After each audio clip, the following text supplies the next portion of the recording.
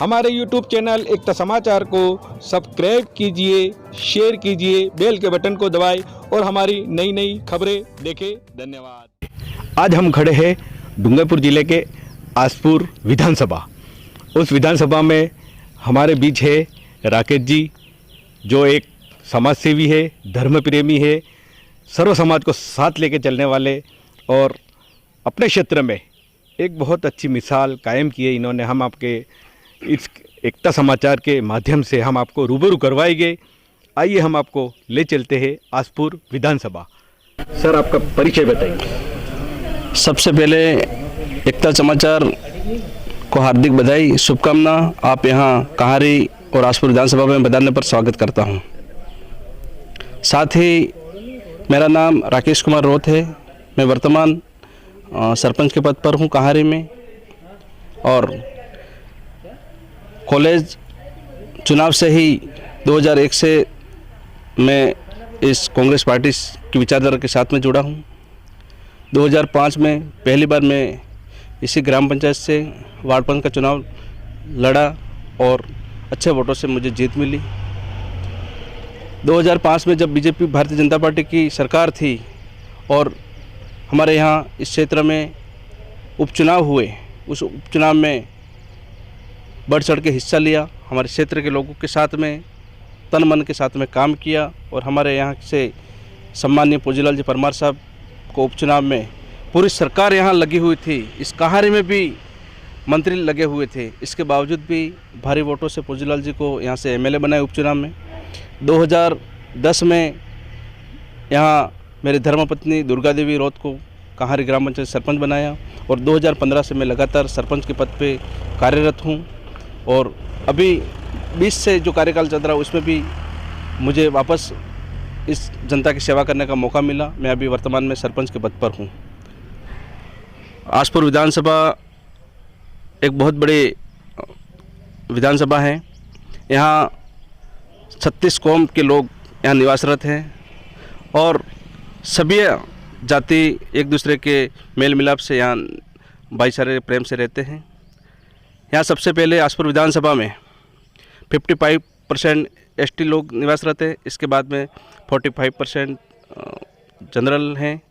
सबसे पहले एसटी समाज, इसके बाद में ओबीसी समाज, इसके बाद में राजपूत समाज, और सारे एक दूसरे से मेल मिलाप के साथ में यहाँ निवासरत थे। सर, आप कौन सी पार्टी से दावेदारी करते हो? मैं कांग्रेस पार्टी से हूँ और कांग्रेस पार्टी का एक आम कार्यकर्ता हूँ और वर्तमान में सरपंच हूँ आसपुर विधानसभा से। कांग्रेस पार्टी का कार्यकर्ता के रूप में काम कर रहा हूँ।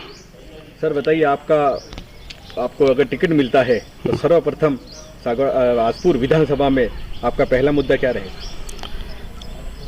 आसपुर विधानसभा में हम हमारे संघर्ष के साथी बहुत सारे उम्मीदवार मेरे साथ में सारे संघर्ष करें और सारे मित्र हैं।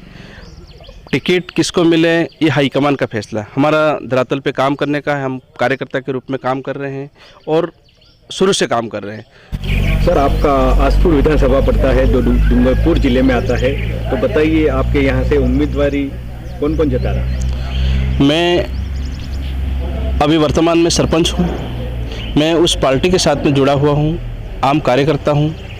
मेरे घर में, मेरे परिवार में, हमारे दूर दूर तक कांग्रेस पार्टी के सारे लोग विचारधारा रखते हैं, लेकिन राजनीतिक पद पर इतना बड़ा पद पर कोई नहीं है। और उम्मीदवार बहुत सारे हो सकते हैं। मेरे साथी बहुत सारे मित्र हैं, वो भी दावेदारी जता रहे हैं। मैं अभी उस लाइन में ज़रूर हूँ, लेकिन मेरे सारे 10 उम्मीदवार जो साथी हैं वो सारे मेरे मित्र हैं।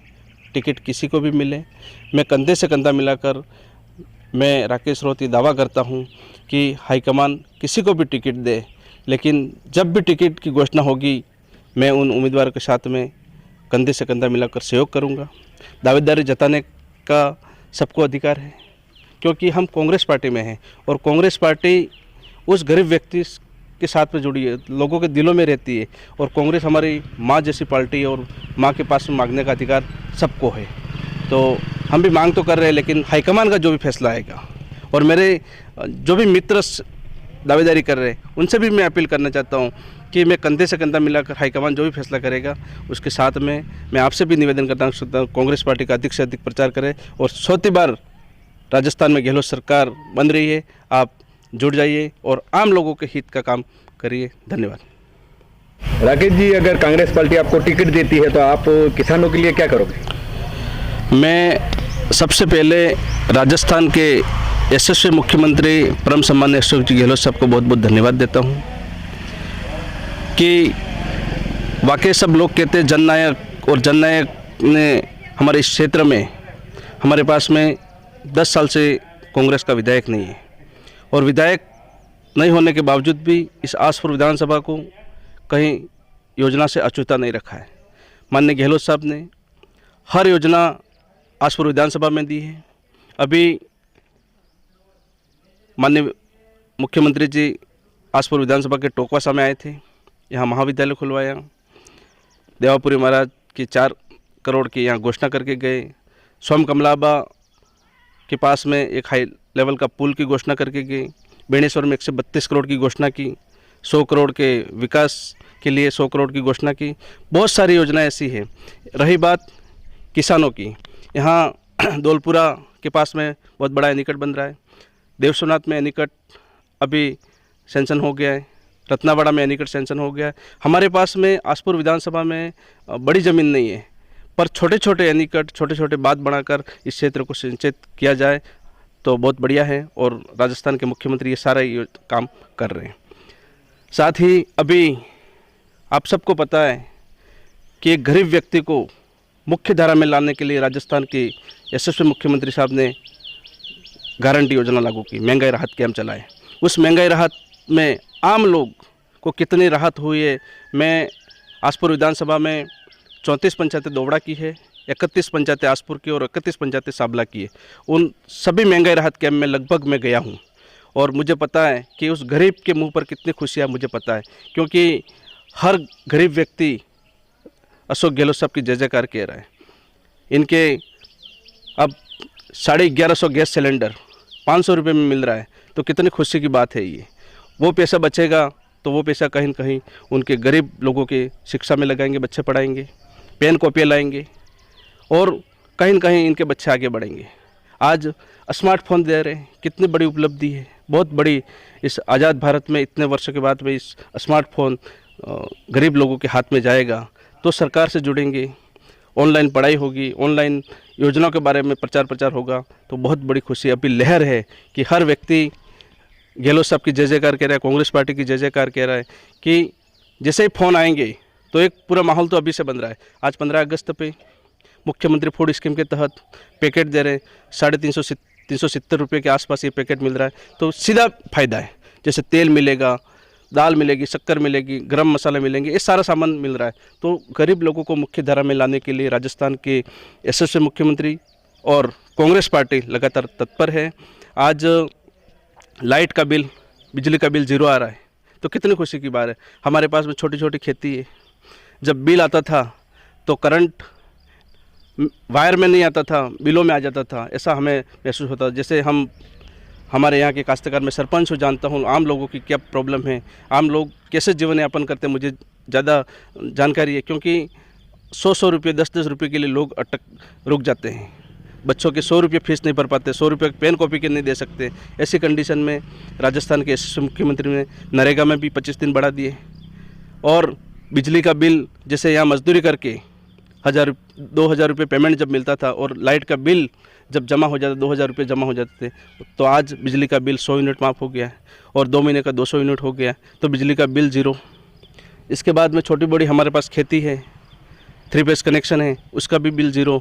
तो कहीं न कहीं सरकार ने गरीब व्यक्ति को मुख्य धारा में लाने के लिए सीधा बेनिफिट किया। आज वृद्धावस्था पेंशन मिल रही है, इंदिरा गांधी वृद्धावस्था पेंशन पहले शुरू थी, 100 रुपये वो भी कांग्रेस की देन थी, और 100, 200, 250 करते करते आज 750 और 1,000 रुपया पेंशन आम लोगों का। आप गरीब लोगों को जाके पूछो तो एक सहारा है कि 1,000 रुपया पेंशन बहुत बड़ी खुशी है। क्योंकि कभी सेठ साहूकार के पास में जाएंगे कि मेरी पेंशन आ रही है, तो तेल साबुन उधार दे दो तो वो दे देगा, तो बहुत खुशी। आज गरीब लोग अशोक गहलोत साहब को इसलिए याद करते हैं कि इतनी बड़ी योजना, 1,000 रुपया कोई बहुत बड़ी राशि है और इनको फ़ायदा मिल रहा है।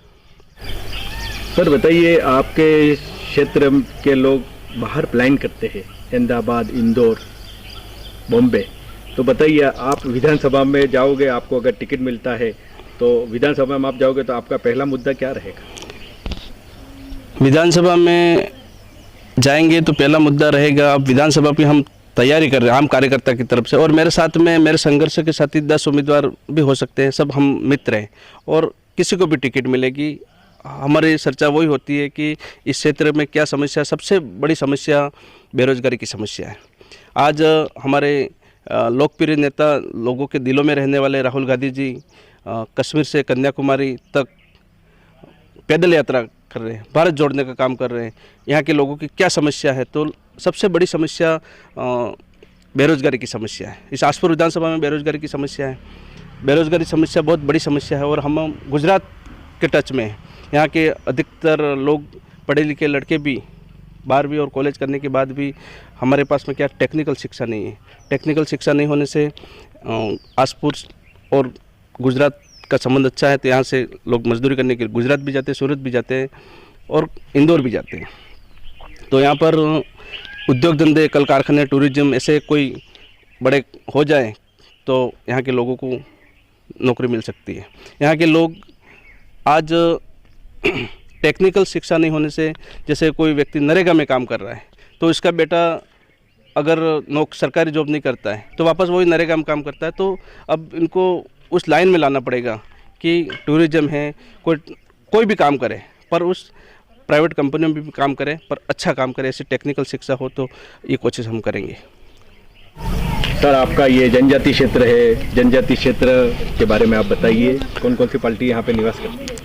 यहाँ पर सबसे बड़ी पार्टी कांग्रेस पार्टी है और भारतीय जनता पार्टी भी है। अभी नई पार्टी भारतीय ट्राइबल पार्टी आई, बीटीपी, ये सारी पार्टियाँ हैं।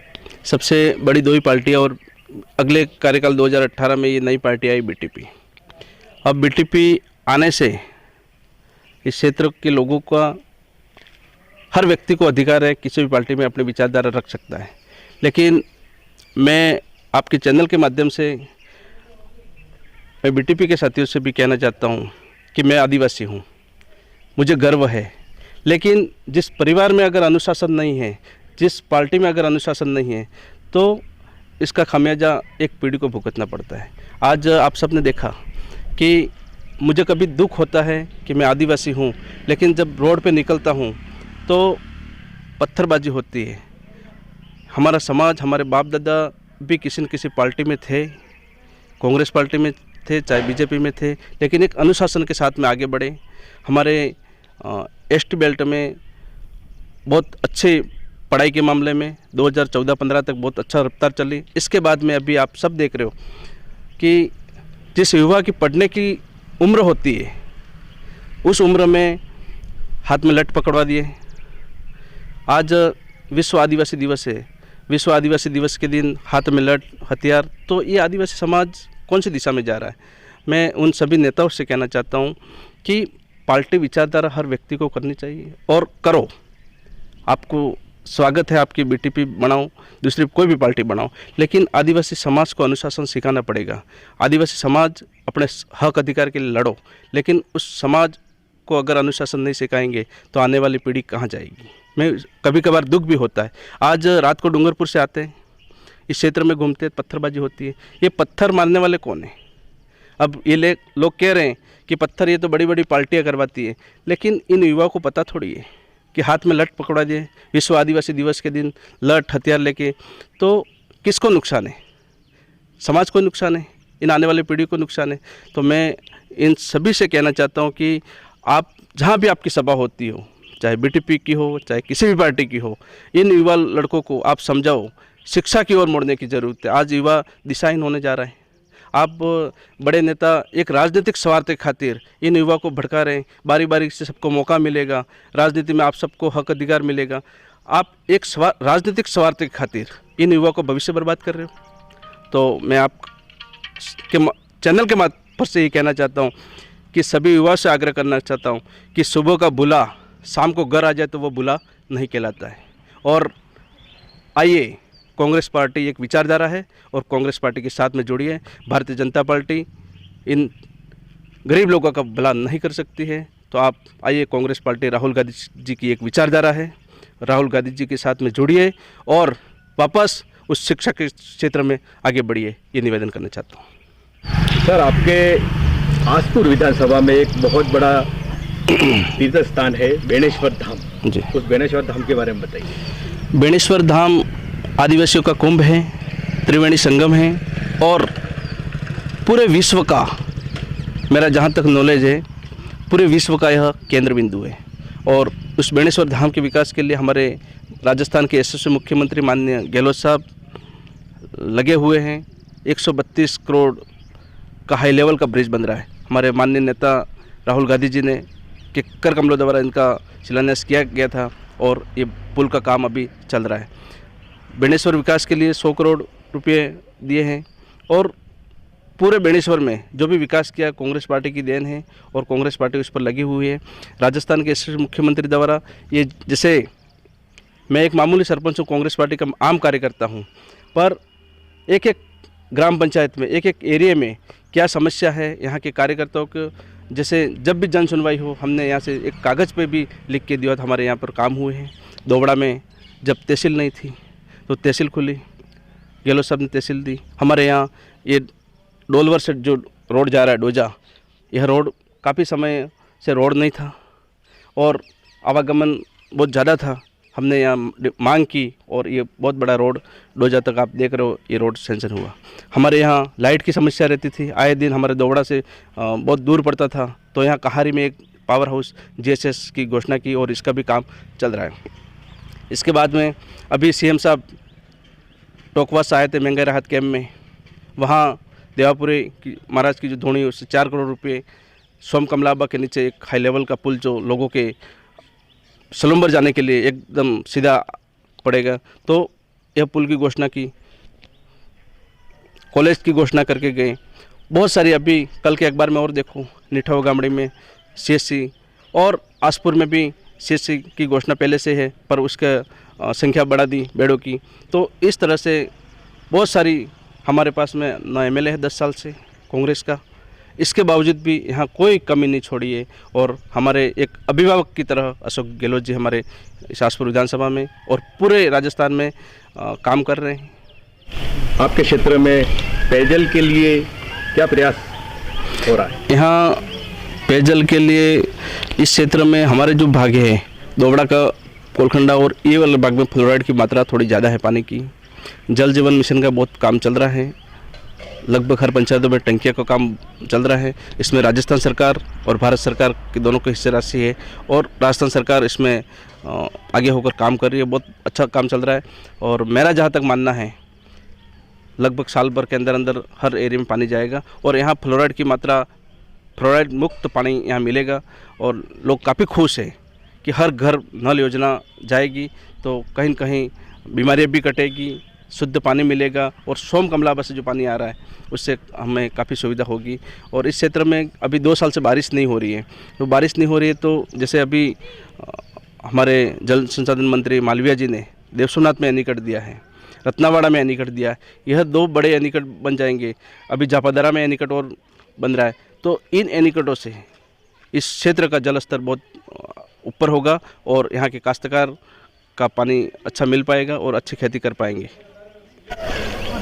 मैं आसपुर विधानसभा के तमाम से मैं जनता से निवेदन करना चाहता हूँ कि आप और आसपुर विधानसभा में तमाम लोग एक परिवार के सदस्य हैं और परिवार में रहकर सबको दावेदारी करने का अधिकार है।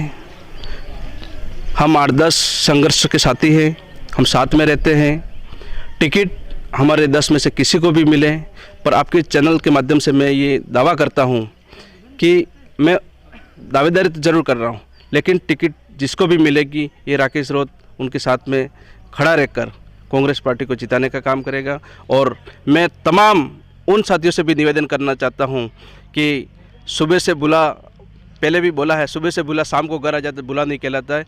तो मैं इन युवा साथियों से भी निवेदन करना चाहता हूँ कि आपके दुख सुख में अगर मुझे टिकट मिलती है तो मैं खड़ा रहूँगा, लेकिन आप गलत रास्ते पर नहीं चलें। हक अधिकार की बात है तो आप बिल्कुल करिए और मैं भी आपका सहयोग करूँगा, लेकिन जो ये समाज में जो कलंक लग रहा है और इसको सुधारने की ज़रूरत है।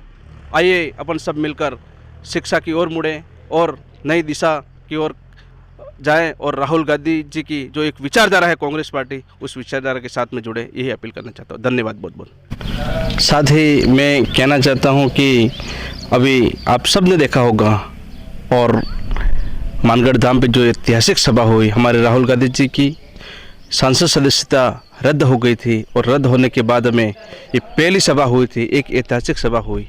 आज मेरी इस उम्र में वहाँ पर जो जन सैलाब देखा वो पहली बार देखा था। हमारे बुजुर्ग लोग भी कहते थे, मेरे साथ में जो बुजुर्ग वहाँ आए हुए थे वो भी कहते थे कि हमने भी इतना जन सैलाब नहीं देखा। लगभग 5 लाख से ऊपर लोग वहाँ पर थे। हमारे इस बेल्ट में आसपुर विधानसभा से 34 पंचायतें, हमने प्रत्येक पंचायत से बहुत अच्छा जन सैलाब, यहाँ से 5 से 7 हज़ार लोग यहाँ से गए थे और पूरे विधानसभा में 15,000 लोग यहाँ से एक जन सैलाब के साथ में मानगढ़ धाम गए थे। आज आप सब ने देखा होगा कि इससे पहले हमारे भारत के माननीय प्रधानमंत्री नरेंद्र मोदी जी भी वहाँ पधारे थे। पर एक आदिवासियों का आस्था का केंद्र मानगढ़ धाम है और सबकी इच्छा थी कि प्रधानमंत्री जी आए हैं और बहुत बड़ी घोषणा होगी, लेकिन वहाँ पर कोई घोषणा नहीं हुई। और हमारे राजस्थान के यशस्वी मुख्यमंत्री राहुल गांधी जी के नेतृत्व में और शानदार सभा हुई और गहलोत साहब ने 100 करोड़ से शुरुआत की है और 100 करोड़ से इस मानगढ़ धाम का विकास होगा और शानदार विकास होगा। और आने वाला समय ये राजस्थान क्या, मध्य प्रदेश हो, गुजरात हो, अभी 5 राज्यों के चुनाव हैं। हम आपके चैनल के माध्यम से अपील करना चाहता हूँ कि मेरे आसपुर विधानसभा हो, चाहे डूंगरपुर ज़िले की 4 सीटें हैं, पूरी संभाग की बात हो, राजस्थान में कांग्रेस की सरकार बन रही है और 156 का टारगेट है। और हम माननीय गहलोत साहब को ये विश्वास दिलाते हैं कि रात दिन हम मेहनत करनी करेंगे आपके नेतृत्व में। और आपने हर घर पर आपका फ़ोटो लगा हुआ है, हर घर में आपकी योजना जा रही है, चाहे गरीब हो चाहे अमीर हो। अभी बिजली वाला बिल देखो, अमीर लोग हो, इनके भी सारे ये एक्स्ट्रा जो चार्ज आते सब हटा दिए, तो इनको भी फ़ायदा मिल रहा है। तो आपके नेतृत्व में कांग्रेस की सरकार वापस बन रही है और चौथी बार गहलोत सरकार बन रही है, ये मैं आपसे अपील करना चाहता हूँ। और मैं साथ ही उन युवाओं से भी कहना चाहता हूँ, दिल पे हाथ रखकर राहुल गांधी जी की जो विचारधारा है कांग्रेस पार्टी, उसके साथ में जुड़िए। और मैं पहले भी कहा है मैंने, सुबह का बुला शाम को घर आ जाता बुला नहीं कहलाता है। आपकी जो उम्र है पढ़ाई की, उस उम्र में आपको कोई दिशाहीन गलत रास्ता बता रहे हैं, तो आप वापस डाइवर्ट होकर शिक्षा की ओर मुड़िए और आसपुर विधानसभा में कांग्रेस पार्टी की लहर है, कांग्रेस की सरकार बन रही है, उनके साथ में जुड़िए। एक बार पुनः एकता समाचार हमारे इस क्षेत्र में पधारने पर आपका स्वागत करता हूं। साथ ही कल 15 अगस्त है और 15 अगस्त के आपको इस क्षेत्रवासियों को और वागड़ के समस्त लोगों को हार्दिक बधाई, शुभकामना देते हुए मेरी बात को समाप्त करता हूं।